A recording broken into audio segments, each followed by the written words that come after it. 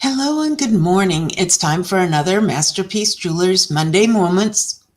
Monday Moments. This is live, and I'm Stacy, jewelry expert from Masterpiece Jewelers in Daytona Beach, Florida, and I'm so happy you are joining me to watch this video, which is recorded live, but also can be viewed later. So if you're joining us later, thank you so much for watching. Every Monday morning, I record about a 10-minute live stream, thereabouts. I don't think I've ever gone under 10 minutes, but goals and so forth, telling you some information, all jewelry related information. This includes anecdotes, facts, advice, etc., just about jewelry. I've loved jewelry since I was 4 years old. I'm so happy and blessed to be a jeweler. And so I like to share a little of my knowledge with you all. Interestingly, Tracy and I, my sister and the co-owner of Masterpiece Jewelers, we go, well, prior to the pandemic, for years, we went out and did public speaking at different organizations, charity groups, clubs, and so forth. And we have several different speeches that we do.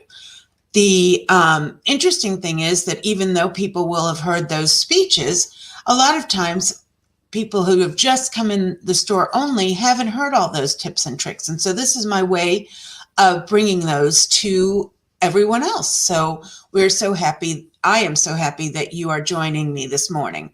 So today I'm going to talk about when you look down and your ring is bent. Now, for people who don't wear rings, they may say, well, wouldn't you notice when it happened? But interestingly, generally, when your ring bends, you don't notice it unless it's the result of getting caught in a door or something like that. You don't notice when it's bent, and suddenly one day you look down and it's kind of squared off at the bottom and you're like, what the heck? So here are some reasons. And if you find that this is happening over and over to you and your rings, then here are some reasons that it's happening and some possible solutions for it. So the first one, and probably the most popular one, is that you really grip the steering wheel when you drive. Sounds funny. It even sounds funny for me to say it, but this is an actual thing. If you grip your steering, apparently I cannot say that word this morning, your steering wheel, tightly when you drive, then there is a good chance that you will bend your ring over time just with that grip. And you don't even realize it because, of course, that's the way you always drive. There's nothing wrong with gripping your steering wheel. I said it right that time. Nice and firmly, but just know that that could be one of the causes as to why your ring is bending or getting flattened in the back. Now, the second most popular one that we see is people who consistently push wheelchairs. So this would be people caregiving their parents, people who are in the medical industry, obviously. And that is also somewhere where you have to have a really firm grip. And that grip over time, or sometimes depending on the ring, just one time can cause your ring to get bent. And you don't even really realize it at the time because, interestingly, generally speaking, when your ring gets bent, it isn't like it is uncomfortable because your finger itself is not a perfectly round circle like a ring comes to you as. It's more of an oval, so it kind of makes sense that it would fashion itself to your finger. But it's not good for the wear and tear on your ring either, because anytime a piece of jewelry is bent sharply in a place, that's going to weaken the metal. So let's talk about two more reasons that, well, it's actually one with two like little sub A's and B's underneath it. And that is the possibility that the metal of your ring is just exceptionally soft. And this would be if you're wearing sterling silver, if you are wearing 18 karat gold, 22 karat gold, 21 karat gold. We see that come back from the Middle East all the time, especially with our military. And those are very soft metals, so soft that you, in some cases, you could actually squish it with your hand. I don't recommend it, but that's just how soft it is, even though it's a metal. So that could also be an issue. And then, of course, lastly, your ring is just getting worn thin on the back. And this is something we often see also. So if you've worn a ring for many, many years and suddenly it is flattened out on the bottom, it could be, and never has before, it could be that it's just getting worn out back there. So what do we do about this situation? Well, if it just happens once or twice over many years, you don't need to do anything. Quite honestly, you don't need to do anything in any case. But if it's just a fluky thing, well, then that's fine. But if it keeps happening, you may want to consider having your ring reshanked. And a lot of folks don't even know that this can be done. The back of your ring, the part that goes under your finger, is called the shank. And that part can be, in most cases, in almost all cases, can be removed and another shank put on that is thicker and stronger, and or taking it back to what its original width and strength was if it was one that's just worn down over time. So this can be done, and if it's done by a fantastic jeweler, you will not even be able to tell where it was done. That's how good it should be done and how seamless and easy it is, and it will not in any way damage your ring. So that is one of the things that you can do, is to get it reshanked. Then the other thing is that, of course, you can be cognizant and take it off before you go to push someone in a wheelchair or so forth. Now, if that's your profession, that's not going to be a very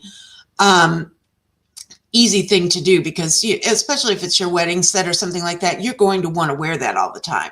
So but if you do know you're going to be doing something that generally bends your rings, then you might want to take them off as a result so that you don't get them further damaged. So, and then what I also want to add as like a little PS is, if you have a ring shank that has broken and you're still wearing the ring, so it has a little break in the back or whatever, but you're still wearing it, I don't recommend doing that. It's really your ring. There are physics behind it, and I cannot explain them to you. That is for darn sure.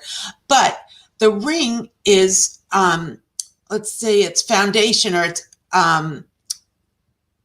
like I don't want to say it's architecture, but in any case, being a round circle, it's depending, all of it is depending on that circle to hold it, to give it strength and hold it together.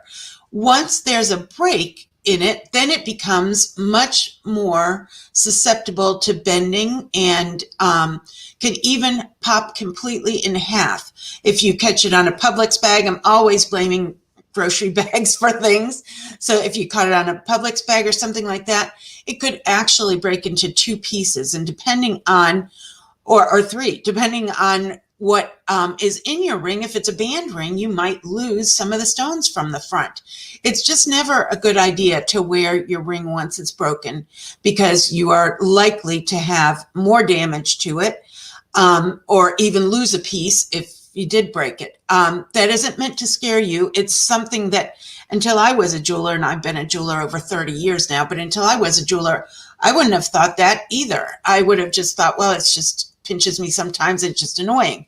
But it's actually not great for your ring and could really cause problems. A break in the back of your ring is easily repairable by a excellent jeweler, and you will not be able to see even where the repair is done. So don't put that off, even if it's like, oh, I just don't have time to get around to it, or I don't want to spend the money on it. Just get it done. So I would like to also invite you to, let's see if I can bring this up. There we go. I'd like to invite you to get a copy of our free booklet, our Masterpiece Jewelers Guide series. And this one is called 5 Things You Should Never Do When You Inherit Jewelry. If you're in our Daytona Beach area, we welcome you to stop by and pick it up. If you're outside the Daytona Beach area, we would be glad to mail it to you free of charge. Just call or text us on our store number there, and we will mail one to you happily. It will help you avoid the pitfalls that almost everyone makes when they're going through estates. And that way we keep your heirlooms away from the jewelry vultures. It is a quick read and many people have told us that it has been very priceless to them. So, and I actually have more than one client right now who has put it in with their estate documents so that their children will have it when the time comes, God forbid.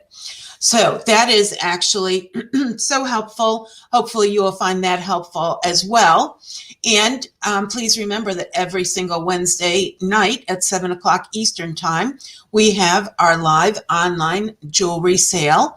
It's all fine jewelry, new and estate jewelry.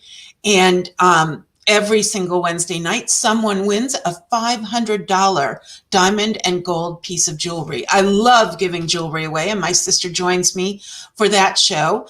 And so I hope you will join us every Wednesday for that. And in the meantime, stay sparkly.